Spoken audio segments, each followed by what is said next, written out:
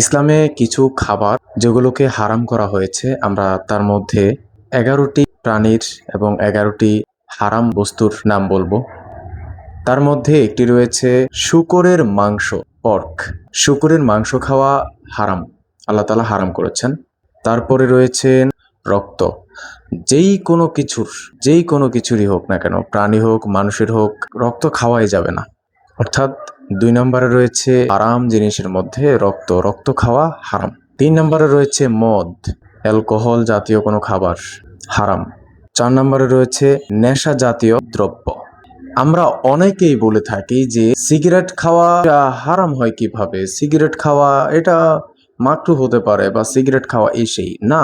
এই যে আল্লাহ তাআলা বলেছেন না, নেশা জাতীয় দ্রব্য খাওয়াই যাবে না, এটা তো হারাম।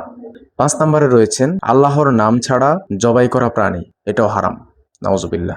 বিসমিল্লাহ আল্লাহু আকবার বলেই কাটা শুরু করবেন। 6 নম্বরে রয়েছে বাঘের মাংস।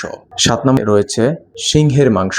সিংহের মাংস আমাদের এদিকে কেউ পাইবেও না, কেউ খাইবেও না। 8 নম্বরে রয়েছে কুকুরের মাংস, নিকৃষ্ট একটা প্রাণী, সেটার মাংস খাওয়াও হারাম। 9 নম্বরে রয়েছে শকুনের মাংস খাওয়া হারাম। 10 নম্বরে রয়েছে ঈগলের মাংস খাওয়া হারাম। 11 নম্বরে রয়েছে বিষাক্ত খাবার, যেই খাবারগুলো আপনি জানেন যে খাওয়ার পর আপনি মরে যাবেন, বা যে খাবারগুলো হচ্ছে আপনি খাইতেই পারবেন না, যেগুলোর মধ্যে বিষ ঢালা রয়েছে বা বিষ জাতীয় কিছু রয়েছে, সেই খাবারগুলো আপনাদের জন্য আল্লাহ তাআলা হারাম করেছেন।